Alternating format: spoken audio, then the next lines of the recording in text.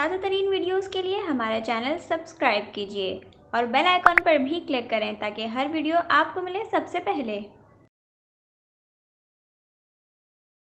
السلام علیکم ناظرین، آپ دیکھ رہے ہیں نیوز 24/7 اردو، اور آج کی اس ویڈیو میں ہم آپ کو بتائیں گے پاک فوج میں ایک نئی تاریخ رقم ہوئی ہے۔ پہلی بار ایک خاتون افسر کو لیفٹیننٹ جنرل کے عہدے پر ترقی دے دی گئی ہے۔ لیفٹیننٹ جنرل نگار جوہر آخر کون ہیں اور پاک آرمی میں انہیں اس مقام تک پہنچنے کے لیے کیا کچھ کرنا پڑا؟ آج کی اس ویڈیو میں ہم آپ کو یہی بتائیں گے، اور خاص طور پر نگار جوہر کی ذاتی زندگی کے کچھ ایسے حقائق بھی آپ کے ساتھ شیئر کریں گے جو آپ ضرور جاننا چاہتے ہیں۔ لیفٹیننٹ جنرل کے عہدے پر ترقی پانے والی خاتون افسر کا تعلق پاکستان کے صوبہ خیبر پختونخوا کے ضلع صوابی کے علاقے پنج پیر سے ہے۔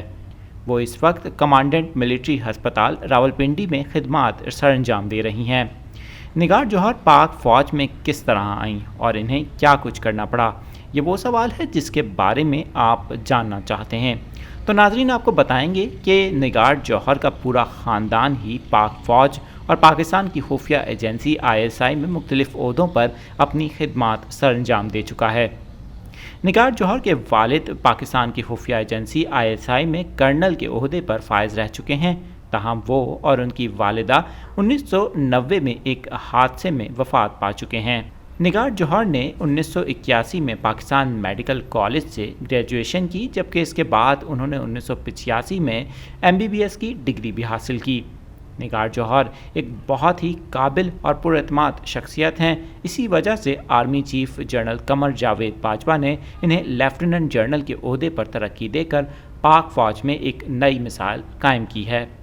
وہ 2017 میں پاک آرمی کے میڈیکل کیمپ کی افسر بھی رہ چکی ہیں، ساتھ ہی وہ پاکستان میڈیکل کالج کی پرنسپل کی خدمات بھی سر انجام دے چکی ہیں۔